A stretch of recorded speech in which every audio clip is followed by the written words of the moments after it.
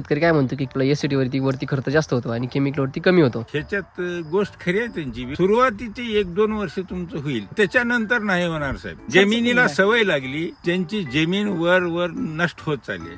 आपली जमीन तयार होत आली. आणखीन 2 वर्षानंतर तुम्ही ह्या बागेत येऊन बघा, तुम्हीच या, त्यावेळेस तुम्हाला फळ बी दिसेल आणि उत्पन्नही त्यावेळेस सांग. 2 वर्षानंतर 100% माझं आज जी तुम्ही उत्पन्न काढा त्याच्या दुपटीवर जाईल. तर माझी मातीच नंबर 1 ताकदवान होणार आहे ना. मी वेळच्या वेळेला जर डोस दिलो, निवांत शांत घरी झोपील, रोगच येणार नाही. आज मी कसं आहे की दिवस रासायनिक वापरले आणि कम्प्लीट आता वैदिक आहे, मला त्रास होणारच आहे.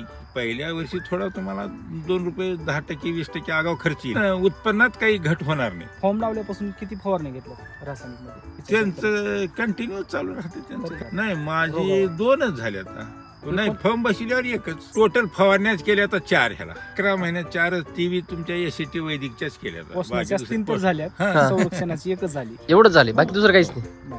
रोज पाठीवर जर रोज फवारी दिलं असतं गडीच राहिली नसतं. जरी मी उत्पन्न काढत असतो समजा, जरी मला 2 रुपये कमी मिळत असतील, खाणाऱ्याचा आत्मा तृप्त, त्याला रोगराई नाही, बिनधास्तपणे खाणार आणि त्याचा आत्मा तृप्त होणार आहे आणि त्याच्या आत्म्याचा आशीर्वाद आम्हाला लागणार आहे. आम्ही काही म्हणजे वाईट करलो नाही, चांगलंच करलो. वेळ लागेल, थोडा उशीर होईल, माणसामध्ये सगळीकडे म्हणजे ॲडव्हर्टाईज व्हायला थोडा वेळ लागेल, पण खाणारा एक दिवस खाणार, त्याच्यापेक्षा ही जाम त्या बागवानाकडून घेऊन जाईल. जो बागवान ही या सिटीची कुठे बी राहू द्या, संबंध महाराष्ट्रामध्ये ही जर जाम खाल्ला तर हीच खाणार ती. खोबर खाली लागतं. आम्ही खाल्ला.